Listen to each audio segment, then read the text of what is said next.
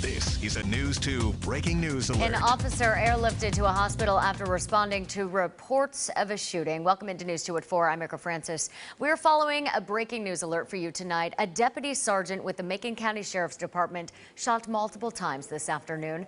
This happening in Westmoreland, right on the Macon County and Sumner County lines. We are told that the suspected gunman is dead. Multiple agencies responding to the scene earlier, and the TBI has been asked to investigate. News 2 has live team coverage tonight. Brooke Reese is standing by at TRISTAR SKYLINE in Madison. But we first want to go live to Andy Cordan, who is in Westmoreland, where this all happened. Andy. Still a very active crime scene up here, Erica. We can tell you the TBI is here, Macon County. That's behind me. Hector, why don't you show folks at home what it looks like close up? Essentially, the suspect, as you mentioned, is here on scene. He is dead. That is confirmed by Mark GAMMONS, the sheriff. We're also told that his deputy, a sergeant, was shot in the back and the leg. Thankfully, he was alert and awake, talking to fellow deputies as they loaded him into a chopper. We can tell you that this started from some kind of disturbance here when deputies showed up. The sheriff described the suspect, who he has not yet named, as hysterical. He put a gun to his head.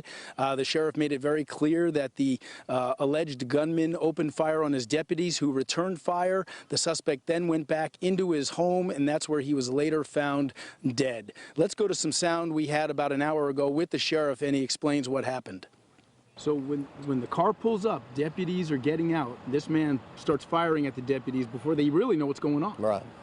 Holy smokes. As soon as they barely got to identify themselves, that's when he pulled the gun from his head and then started shooting them. At that time, the individual went back into the house.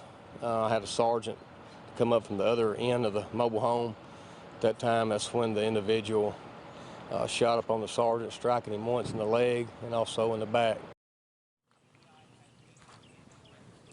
And we're back out here live. I can tell you that Sheriff Mark GAMMONS tells me he's been the sheriff up here for 4 terms. That's 16 years plus.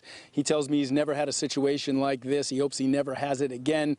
And at this point, the TBI is here. They are the chief investigative agency, and they will try to unravel what happened, what's the timeline, who fired at whom first. But right now, the good news is at least you have a deputy who is alert, awake, on his way to the hospital. You have a suspect here dead on the crime scene in Macon County. Let's send it back to you guys.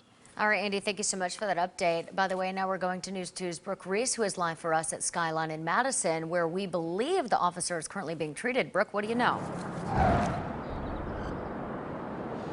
Yeah, Erica, so at this time, the Macon County Sheriff does tell us that actually Sergeant Kyle Petty is stable at this time after being airlifted here to the SKYLINE Medical Center in Madison.